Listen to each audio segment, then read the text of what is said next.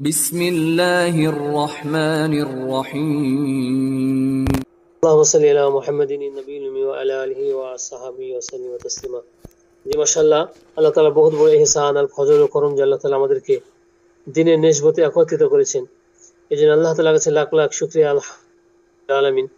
যদিও আল্লাহ তাআলা আমরা এখানে কম মানুষ, কিন্তু আল্লাহ তাআলার কাছে অনেক বড়। আমরা যেমন আকাশের তারকাগুলোকে ঝলমল করতে দেখি, এরকম ভাবে আকাশবাসীরা আমাদেরকে এরকম ঝলমল করতে দেখে। এই বলে এইভাবে একদল ফেরেশতা একদল ফেরেশতা এখানে বেষ্টন করে আমাদের ঘিরে রেখেছে বলে, আর আল্লাহ তাআলার শকিনা নজর হইতে আছে আমাদের উপরে। আর ফেরেশতারা এভাবে কি বলে, শেষে ঘোষণা করা হবে, আল্লাহ, প্রথম থেকে শেষ পর্যন্ত যারা থাকবে এদের জন্য ঘোষণা করা হবে, আল্লাহ এদের গুনাহগুলিকে আপনি মাফ করে দেন, আর এদের গুনাহগুলিকে আপনি নেকিতে পরিপূর্ণ করে দেন। সুবহানাল্লাহ ওয়া বিহামদি। এই জন্য আমরা ধৈর্য সহকারে থাকবো। মন চাইবে একটু উঠতে, একটু চলাফেরা করতে, একটু গল্প করতে মন চাইবে, কিন্তু কি আমরা এখানে জমে জমে থাকবো ইনশাল্লাহ। বলে এরপরে আহাম বয়ান হবে ইনশাল্লাহ, এরপরে কি আহাম বয়ান হবে। এই জন্য আমরা ওই বয়ান খুব ভাবে মনোযোগ সহকারে শুনবো ইনশাল্লাহ। যেটা বলতেছিলাম যে বলে ইমান আর ইয়াকিন কি, বলে এরকম ভাবে ইমান তো আল্লাহ তাআলার প্রতি ইমান আনা, বলে আল্লাহ তাআলাকে না দেখে ইমান আনা নামই হলো ইমান। আল্লাহ তাআলাকে না দেখে বিশ্বাস করা যে আল্লাহ আছেন, এটার নাম হলো কি ইমান। ওইভাবে ফেরেশতা আছেন, বলে ফেরেশতাগণ আছেন, এটাকে না দেখে বিশ্বাস করার নাম হলো ইমান। ওই সেইভাবে কিতাব দিয়েছেন আল্লাহ তাআলা আমাদেরকে, যে কিতাবকে না দেখে বিশ্বাস করার নামই হচ্ছে ইমান। আবার বলতেছে রাসূলকে না দেখে বিশ্বাস করার নামই হচ্ছে ইমান। আখিরাত আছে, বলে আখিরাত আছে, বলে আখিরাতকে বিশ্বাস করা, এটা না হচ্ছে ইমান। বলছে আমার তাকদিরে যেটা আছে, বলে তাকদিরে ভালো মন্দ যেটা আছে, এটা বলে আমি বিশ্বাস করার নাম হয়েছে ইমান। বলছে এইভাবে আবার আমাদেরকে পুনরুত্থান করা হবে, এটার উপর বিশ্বাস করার নাম হচ্ছে ইমান। বলে এই যে এইগুলো আছে কি, বলে এইগুলো বিশ্বাস করতে হবে যে আল্লাহ তাআলা আসমান জমিন গ্রহ তারা এভাবে পাহাড় পর্বত সাগর নদী নালা জিন ইনসান, আল্লাহ তাআলা সমস্ত কিছু সৃষ্টি করেছেন, সমস্ত বস্তু আল্লাহ তাআলা সৃষ্টি করেছেন। বলে এইভাবে মাটির নিচে এইভাবে তেল আছে, বলে গ্যাস আছে, স্বর্ণ আছে, এলুমিনিয়াম আছে, বলে কত কি আল্লাহ তাআলা রেখেছেন। বলে বলে আল্লাহ তাআলা এইভাবে মজবুত করে রেখেছেন, মজুদ করে রেখেছেন কার জন্য, বলে আমার আপনার জন্য। আল্লাহ তাআলা আমার আপনার জন্যই রেখেছেন, যাতে আমি আপনি এভাবে আল্লাহ তাআলাকে চিনতে পারি, আল্লাহ তাআলাকে মানতে পারি। আল্লাহ তাআলা আমাদেরকে এইভাবে দিয়েছেন, এগুলো নিয়ামত দিয়েছেন, এগুলো স্বীকার করা যে আল্লাহ তাআলা আমাদেরকে দিয়েছেন। কিসের জন্য, বললে এইভাবে আমরা যদি উপকৃত হই দুনিয়াতে। বলে এইভাবে মানে একই মাটি থেকে বিভিন্ন রকমের গাছ হয়, বিভিন্ন গাছ থেকে বিভিন্ন রকমের ফল হয়, হয় কি হয় না। বলে এইভাবে এই মাটি থেকেই হচ্ছে, পাশাপাশি মাটি, এই মাটি থেকে কি হচ্ছে আঙ্গুর, এই মাটি থেকে হচ্ছে এরকম ভাবে কমলা, এই মাটি থেকে কি হচ্ছে আম, এই মাটি থেকে হচ্ছে জাম, এই মাটি থেকে হচ্ছে লিচু। আল্লাহ তাআলা আরেকটা নিজাম রেখেছেন, ডাব, বলে নারিকেল গাছ বলা হয়। আল্লাহ তাআলা কত কুদরতওয়ালা, বলে কত হিকমতওয়ালা, কত কুদরতওয়ালা আল্লাহ তাআলা। বলে এরকম ভাবে ডাব, ওখানে ডাব দিয়েছে আল্লাহ, ডাব নাম দিয়েছে। বলে ডাব দেওয়ার পরে ডাবের মধ্যে এভাবে পানি রেখেছে আল্লাহ তাআলা, কত সুন্দর করে পানি রেখেছে। বলে আল্লাহ তাআলা ওই পানির কত ভিটামিন, বলে কিভাবে আল্লাহ তাআলা পানি ওখানে জমা করেছেন, বলে আল্লাহ তাআলাই করেন এগুলা। এটার নাম হচ্ছে, তারপরে কি আবার কিছু সময় যাওয়ার পরে, এটা নারিকেলে পরিণত হয়। এইগুলো আল্লাহ তাআলাই করেন। বলে এক একটা ফলের এক এক রকমের স্বাদ। বলে এইভাবে আমের মজা, আম খেতে কত মজা লাগে মনে করেন, এই স্বাদটা কে দিয়েছেন। বলে এভাবে যখন আম পাকে, কিছু আম কাঁচা তো স্বাদ লাগে, আবার কিছু আম পাকার পরে স্বাদ লাগে। এক একটা আমের আবার এক এক রকমের ঘ্রাণ আছে, এক এক রকমের স্বাদ আছে। বলে এটা ন্যাংরা আম, বলে এটা খিরসাপাত, এটা বলে ফজলি, এটা বলে ন্যাংরা। বিভিন্ন রকমের আম আর বিভিন্ন রকমের স্বাদ, একই মাটি থেকে হইতেছে। বলে এইভাবে আল্লাহ তাআলা একই ফলের স্বাদ বিভিন্ন রকম করতেছে। আল্লাহু আকবার কবীরা। তো এইভাবে আল্লাহ তাআলা বলতেছিলাম যে এইভাবে লিচু বানাইছেন, লিচুতে আল্লাহ কত স্বাদ দিয়েছেন। বলে এইভাবে আল্লাহু আকবার কবীরা, লিচু যখন খায় তখন কত মজা লাগে লিচু খাইতে। হ্যাঁ, বলে এইভাবে আম যখন খায় তা আমের এক একটা আমের এক একটা রকমের স্বাদ আছে। হ্যাঁ, বলে সবচেয়ে সুস্বাদু আম হচ্ছে ন্যাংরা। হ্যাঁ, বলে ন্যাংরা আমের বেশি অনেক স্বাদ, প্রত্যেকটা আমের স্বাদ আছে, ন্যাংরা আমের বেশি স্বাদ। বলে এইভাবে আল্লাহ তাআলা এইভাবে বানাইছে। এই এক একটা ফলের এক এক রকমের ঘ্রাণ। বলে কাঁঠাল, বলে কাঁঠালের এক এক এক এক গাছের কাঁঠাল বলে এক এক রকমের আল্লাহ তাআলা বানাইছে। হ্যাঁ, বলে এমন খাজা কাঁঠাল আছে, বলে কসমসলে খাইতে খাইতে খাইতে খাইতে কত মজা মজা লাগে আমাদেরকে, আমাদের জিভাতে বলে দেয় কত মজা লাগে। আবার কিছু আছে নরম আছে, বলে স্বাদ মিষ্টি স্বাদ। হ্যাঁ, বলে এই কাঁঠালগুলি কে বানাইছে? কাঁঠালগুলিকে এভাবে কত সুন্দর করে হেফাজত করেছে, আল্লাহু আকবার কবীরা। বলে এইভাবে কাঁঠালের, এবারে যারা কোনোদিন খায়নি, যারা দেখেনি, তারা কি বলবে? বলে কাঁঠাল তো আসলে, কাঁঠাল তো কাঁটা, কাঁটা খায় নাকি? হ্যাঁ, বলে এটা খায় নাকি কাঁঠাল? হ্যাঁ, না কি করে মানুষ জানেই না। আমি এসে দেখলাম লিবিয়াতে একটা ফল আছে কাঁটা, আপনারা সবাই দেখেছেন, ইতালিতে পাওয়া যায়। হ্যাঁ, সমস্ত শরীরে কাঁটা, এই ছোট ছোট কাঁটা, তার ভিতরে এত মজা, হ্যাঁ, এত সুস্বাদু। কিন্তু হাতে আপনার কাঁটা লাগবে ওই ফল খেতে গেলে, লাগবেই, একবার ছোট লাগতে পারে, এত ছোট কাঁটা। তো স্বাদ দিয়েছে আল্লাহ, আবার বিক্রিও হয়, বাজারও বিক্রি হয়। তো আল্লাহ তাআলা, হ্যাঁ, কত রকমের ফল। আমার ইতালিতে আসছি, বলে ইতালিতে আল্লাহু আকবার কাবীরা জীবনে এরকম ফল দেখিনি। বলে যে ফলগুলো খাইতেছে, বলে জীবনে এরকম ফলগুলো দেখিনি আমরা, খাওয়া তো দূরের কথা। আশ্চর্য মনে হয় যে আল্লাহ তাআলা কত রকমের ফল রেখেছে এক একটা দেশে। সব ফলই পাওয়া যায়, কিন্তু আরো ব্যতিক্রম কিছু ফল আল্লাহ তাআলা রেখেছে। বলে কেন? বলে মানুষকে, মানুষের উপকার, আমার উপকারের জন্য রেখেছে। আমাদের আমাদের ফায়দা লুটতেছি আমরা। হ্যাঁ, আমরা ফায়দা লুটতেছি ওই ফলগুলি খেয়ে খেয়ে।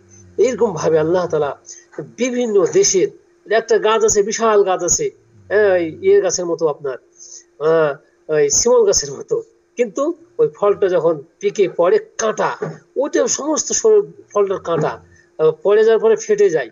তো ওটা আবার বিচি, ওইটা কাঁঠালের বিচির মতো আবার খেতে হয়। হ্যাঁ, ভাজা করে খেতে হয়। এদেশে এসে দেখছি আমরা। তো আল্লাহ আকবার কবীরা, সমস্ত কিছু এই ইনসানের জন্য, এই মানুষের জন্য আল্লাহ তাআলা দুনিয়াতে দিয়েছে। বলে আল্লাহ তাআলা দুনিয়াতে দিয়েছেন যে বান্দা খাবে আর শুকরিয়া আদায় করবে। আল্লাহ তাআলা এটাই চাই, আল্লাহ তাআলাকে চেনা। আল্লাহ তাআলা এটাই চাই যে আল্লাহ তাআলা আমাদেরকে দুনিয়াতে নিয়ামত দিয়েছেন, এগুলো নিয়ামত, দুনিয়াতে নিয়ামত দিয়েছেন, দুনিয়াতে দিয়েছে এরকম ভাবে টেস্ট করার জন্য, ওগুলো আখিরাতে অনন্তকালের জিন্দেগির জন্য রেখেছে আল্লাহ তাআলা। হ্যাঁ, দুনিয়াতে রেখেছে নমুনা, আর আখিরাতে আছে খাজানা। আল্লাহু আকবার কবীরা। এরকম ভাবে থোকাই থোকাই আল্লাহ তাআলা এভাবে বলতেছে, হ্যাঁ, আল্লাহ তাআলা থোকাই থোকাই এভাবে কলা আছে, বলে আঙ্গুর, বলে বেদেনা, বলে সমস্ত ফলগুলি আল্লাহ তাআলা রেখেছেন জান্নাতের মধ্যে। এইভাবে, হ্যাঁ, উপর হবে শিকল, আর নিচে হবে এরকম ফলগুলি। হ্যাঁ, ঝুলতে থাকবে এভাবে, থোকাই থোকাই ঝুলতে থাকবে। যার যে মনে চাবে বলে সে সেভাবে খাবে। হ্যাঁ, বলে এরকম মধুর নহর থাকবে, সারাবন তাহারা, বলে তাসনিম পানি, বলে এইভাবে দুধের নহর, বলে চলতে থাকবে সঙ্গে সঙ্গে, বলে কি সঙ্গে সঙ্গে চলতে থাকবে। বলে এইভাবে আল্লাহ তাআলা আমাদের জন্য রেখেছেন। দুনিয়াতে যদি একটু আল্লাহর হুকুমগুলি মানতে পারি, দুনিয়াতে যদি আল্লাহ তাআলার হুকুমগুলি আমি মিনতে পারি, মেনে যদি যেতে পারি কবরে, বলে আল্লাহ তাআলা আমাকে এইভাবে নাজ আর নিয়ামত দিবেন। বলে আমার জন্য রেখেছে দিয়েছেন নাজ নিয়ামত গুলি, কি আল্লাহ তাআলা আমাদের জন্য রেখেছে। কার জন্য? বলে আমাদের জন্য রেখেছে। একটু কি হলো, ইমান আর আমল ঠিক করতে হবে। বলে ইমান আর আমল ঠিক করে যদি আমরা এইভাবে, হ্যাঁ, যদি এইভাবে আমরা নিয়ে যেতে পারি, আল্লাহ তাআলা আমাদেরকে সম্মানিত ভাবে এইভাবে ডান হাতে আমলনামা দিবেন, আবার এরকম বিদায় হিসাবে আল্লাহ তাআলা জান্নাত দান করবেন। তো এইভাবে হযরত মুহাম্মদ সাল্লাল্লাহু আলাইহি ওয়াসাল্লাম জান্নাত ঘুরতেছিলেন, ঘুরতেছে তো এইভাবে মেরাজে যখন গেছিলেন, ঘুরতেছে, এইভাবে দেখতেছে যে মুহাম্মদ সাল্লাল্লাহু আলাইহি ওয়াসাল্লামের সামনের পাশের ওই বাড়িগুলা কুরাইশ, কুরাইশ এক যুবকের বাড়ি। তো মুহাম্মদ সাল্লাল্লাহু আলাইহি ওয়াসাল্লাম, কুরাইশের যুবক তো আমি তাহলে। এইভাবে ঢুকতে গেছে, বাড়িতে ঢুকতে গেছে, ফেরেশতা তাকে ধরেছে, টান দিয়েছে, পেছনে ঢুকতে দিচ্ছে না। বলছে কেন? এটা তো কুরাইশ বংশের এক যুবকের বাড়ি। তো বলা হচ্ছে না না না না, এটা তো ওমর রাদিয়াল্লাহু তাআলার বাড়ি। সুবহানাল্লাহ। সেটা কি? ওমর রাদিয়াল্লাহু তাআলার বাড়ি এটা। খুব সুন্দর বাড়ি, চমৎকার বাড়ি করেছে। তো কি হয়েছে? তার আমল ছিল, তার আমল চমৎকার ছিল, তার আমল ছিল চমৎকার, তার আমল ছিল ভালো, যার কারণে আল্লাহ তাআলা, হ্যাঁ, জান্নাতের মধ্যে বাড়ি বানিয়ে রেখেছে। বলে এরকম ভাবে হযরত ফাতেমা রাদিয়াল্লাহু বাড়ি আর মুহাম্মদ সাল্লাল্লাহু আলাইহি ওয়াসাল্লামের বাড়ি রোডের এই পার। বলে যাতে বাড়িয়ে পরে দেখা যায় বাড়িটা, বলে বাড়ি থেকে বাড়িয়ে যাতে তার সামনের বাড়ি তার আলী আদমের সাথে দেখা হয়, ফাতেমার সাথে দেখা হয়। বলে এইভাবে বেলাল রাদিয়াল্লাহু আনহু কি আমল করতেছিলেন, বলে বেলাল রাদিয়াল্লাহু আনহু কি আমল করতেছিলেন, বলে এইভাবে জান্নাতের মধ্যে তার জুতার শব্দ শুনতে হাঁটতেছে, তার জুতার শব্দ শোনা যাচ্ছে। তিনি তো ছিলেন একজন হাবশি গোলাম। হ্যাঁ, বলে এরকম ফেরাউনের একজন বাদী ছিল। হ্যাঁ, বলে ফেরাউনের একজন বাদী ছিল। এইভাবে তার কবরের পাশ দিয়ে গেলে সেন্ট বাড়ায়, ঘ্রাণ বাড়ায়। সুবহানাল্লাহ বিহামদি। হ্যাঁ, বলে ফেরাউনের বাদী, বলে ফেরাউনের বাদীর কবরের পাশ দিয়ে গেলে এইভাবে ঘ্রাণ বাড়ায়। আল্লাহু আকবার, সে বাদী ছিল একজন। হ্যাঁ, এইভাবে এইভাবে আল্লাহ তাআলা যাকে সম্মানিত করেন, যাকে ইজ্জত দেন, সে তো ইজ্জত পেয়ে যায়। এই জন্য আলহামদুলিল্লাহ আমরাও ওইভাবে যদি আমলগুলি করি, আমরা ওইভাবে আমলে উঠতে হবে।